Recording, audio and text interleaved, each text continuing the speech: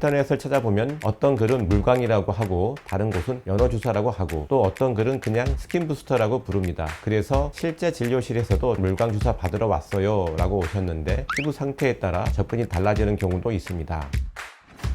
안녕하세요. 피부과 전문의 양성규 원장입니다. 오늘은 요즘 정말 많이 물어보시는 스킨부스터에 대한 이야기를 해보려고 합니다. 사람들은 보통 주름이나 처짐은 비교적 빨리 알아챕니다. 어떤 시술을 받아야 할지도 어느 정도 감을 잡는 경우가 많고요. 그런데 피부가 포석하다, 속이 당긴다, 예전보다 칙칙해 보인다 이런 느낌은 의외로 어떻게 접근해야 할지 막막해 하시는 경우가 굉장히 많습니다. 사실 이런 변화는 문제라고 말하기에 애매한 경우가 많기 때문입니다. 주름처럼 선이 보이는 것도 아니고 처짐처럼 윤곽이 바뀌는 것도 아니다 보니 예전같이 않은데 정확히 뭘 해야 할지 모르겠다 이런 상태가 되는 거죠. 그래서 검색을 시작하게 됩니다. 그런데 문제는 여기서부터입니다. 인터넷을 찾아보면 어떤 글은 물광이라고 하고 다른 곳은 연어주사라고 하고 또 어떤 글은 그냥 스킨부스터라고 부릅니다. 그래서 실제 진료실에서도 물광주사 받으러 왔어요 라고 오셨는데 피부 상태에 따라 접근이 달라지는 경우도 있습니다. 다만 성분마다 더 두드러지는 영역이 조금씩 다를 수 있습니다. 오늘 영상에서는 스킨부스터가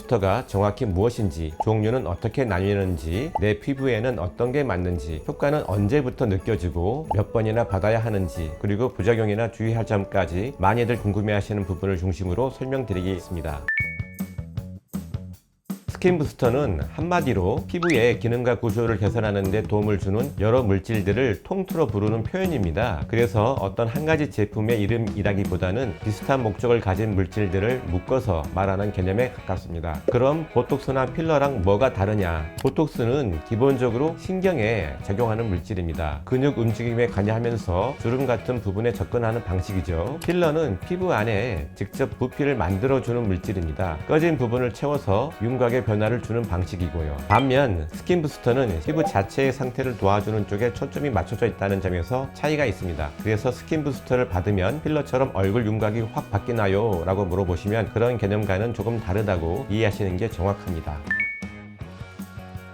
스킨부스터 종류가 많다 보니 헷갈리는 게 당연합니다. 흔히 들어보셨을 연어주사로 잘 알려진 PN, PDRN 계열이 있습니다. 그리고 물광주사로 많이 알려진 히아루론산 성분이 있습니다. 또 콜라겐 생성과 관련해서 폴리락산이나 폴리카프로락톤 같은 성분들이 여기에 해당합니다. 이렇게 이름이 다양하다 보니 같은 스킨부스터인데도 전혀 다른 시술처럼 느껴지기도 합니다. 그래서 이름만 보고 이게 더 좋은 거예요 라고 비교하기보다는 각 성분이 어떤 부분에 좀 더 초점이 맞춰져 있는지를 이해하는 게 더 도움이 됩니다.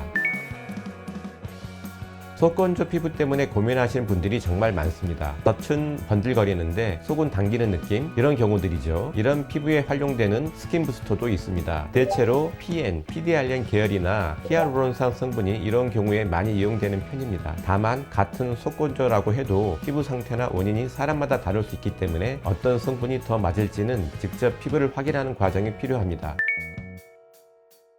사실 스킨부스터에 속하는 제품들은 대체로 수분, 재생, 탄력 쪽에 두루 도움을 주는 경우가 많습니다. 그래서 수분 전용, 탄력 전용 이렇게 칼같이 나뉘는 개념은 아닙니다. 다만 종류에 따라 어느 한 영역에서 효과가 좀 더 두드러질 수는 있습니다. 결국 핵심은 내 피부 타입과 성질에 맞는 것을 고르는 데 있습니다.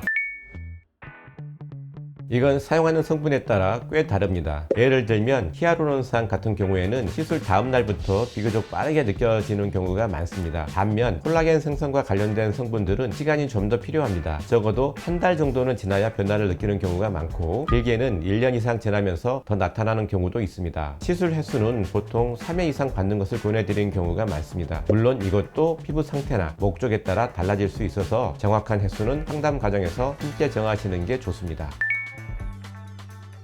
가장 흔하게 나타나는 건 엠보싱입니다. 주사 부위가 작은 돌기처럼 살짝 부풀어 오르는 현상인데요. 시술 직후에 잘 보이는 편입니다. 이건 대부분 하루가 채 지나기 전에 가라앉는 경우가 많고 오래 가더라도 이틀 정도면 가라앉는 경우가 많습니다. 다만 개인 차이가 있어서 간혹 3일 이상 지속되는 경우도 있습니다. 또 다른 경우로는 작은 피멍이 드는 경우도 있을 수 있습니다. 그리고 주사 과정에서 피부에 아주 작은 구멍이 생기다 보니 그 경로로 균이 들어갈 가능성도 아예 없다고는 할 수 없습니다. 그래서 시술 직후에는 시술 부위를 너무 자극하지 않고 청결하게 관리해 주시는 것이 좋습니다.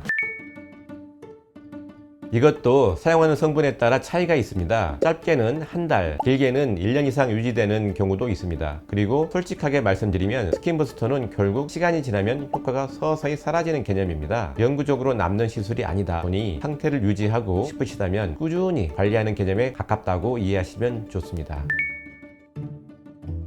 다행히 스킨부스터는 피부를 크게 손상시키는 시술은 아니다 보니 주의사항이 아주 많은 편은 아닙니다. 다만 시술 직후에는 피부에 자극이 될 만한 행동은 피하시는 것이 좋습니다. 예를 들어 사우나처럼 열이 많이 가해지는 환경은 피하시는 게 좋고요. 강한 스크럽처럼 피부에 자극을 주는 제품도 잠시 피하시는 것이 좋습니다. 이 정도만 신경 써 주셔도 시술 후 관리에는 큰 무리가 없는 경우가 많습니다.